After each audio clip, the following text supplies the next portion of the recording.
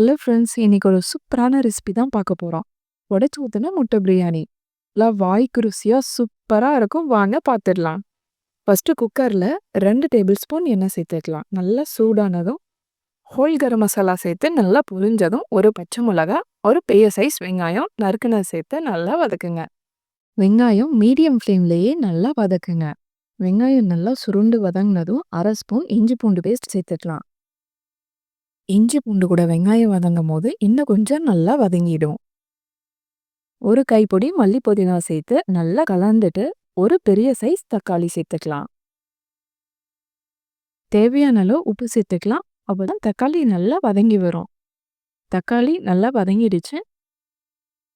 1 spoon தனியாத்தூள், 1/4 spoon சீரகத்தூள், 1/2 spoon garam masala, 1 spoon வரமிளகா பேஸ்ட் சேர்த்து பச்சை வாசனை போகிற அளவுக்கு நல்லா வதக்குங்க.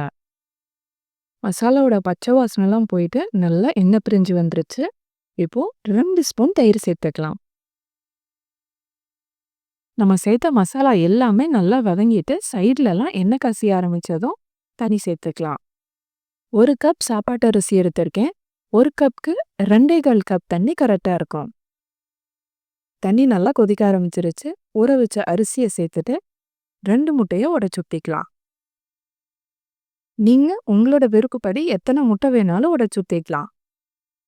உப்பெல்லாம் கரெக்டாக இருக்கான்னு பார்த்துட்டு மூடி வச்சிடலாம்.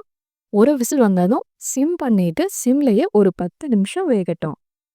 ப்ரெஷர் ஃபுல்லாக ரிலீஸ் ஆயிடுச்சு. ஓப்பன் பண்ணிடலாம். குக்கர் ஓப்பன் பண்ணும் போதே நல்ல ஒரு வாசனையோட முட்டை பிரியாணி சூப்பராக ரெடி ஆயிடுச்சு. இதே மாதிரி நீங்களும் ட்ரை பண்ணிவிட்டு எப்படி இருந்துச்சுன்னு உங்களோட ஃபீட்பேக் சொல்லுங்கள். இன்னும் நம்ம சேனலை சப்ஸ்கிரைப் பண்ணலான்னா சப்ஸ்கிரைப் பண்ணிவிட்டு பெல் ஐக்கானையும் ப்ரெஸ் பண்ணுங்கள். தேங்க்ஸ் ஃபார் வாட்சிங்.